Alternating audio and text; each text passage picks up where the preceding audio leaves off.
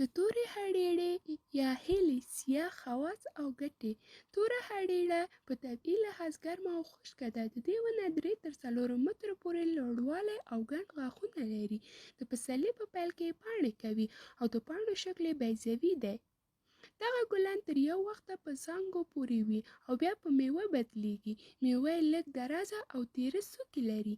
په اول وخت کې رنګ شین وي او بیا د وخت په تیریدو قرمزي او تر هغې وروسته پړاو ته ځي او ورسره یې رنګ د تور ته نږدې پوخ سور اوړي. له ونې څخه تر اولیدې وروسته لمر ته اچول کېږي تر څو وچ شي.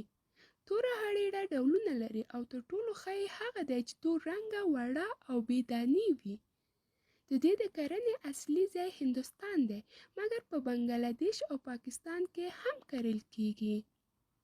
د تورې هډېړې ګټې: توره هډېړه حافظه قوي کوي او ویښتان د سپینېدو مخه نیسي. همدارنګه هره ورځ په ناشته کې د هغې په ټاکله اندازه خوراک د بواسیر، دایمي قبضیت، سالنډي او د نورو ناروغیو درملنه کوي او ورسره د سترګو په شاوخوا توروالی به له منځه وړلو کې مؤثره وي.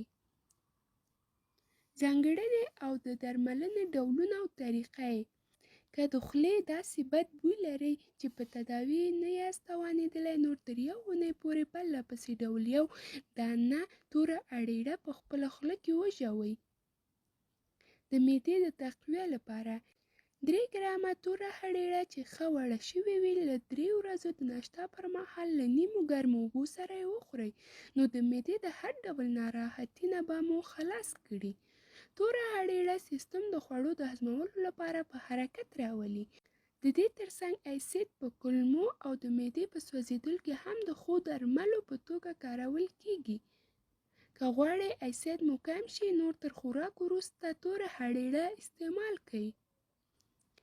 د سترګو د تقویه لپاره: د سترګو د دید زیاتوالي لپاره توره هډېړه وړه کړئ او تر 4 اونۍ هر سهار د لمر راختو مخکې 1 قاشوغه له نیم ګیلاس اوبو سره وخورئ.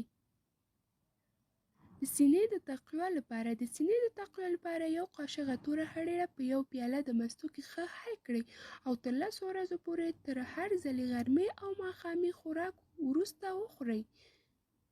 د ویښتانو د سپینېدو مخنیوي لپاره: که ویښتان مو ژر سپینېږي او غواړئ مخه یې ونیسئ، هره شپه تر خوراک نیم ساعت وروسته 1 قاشوغه توره هډېړه له نیم ګرامو اوبو سره وخورئ.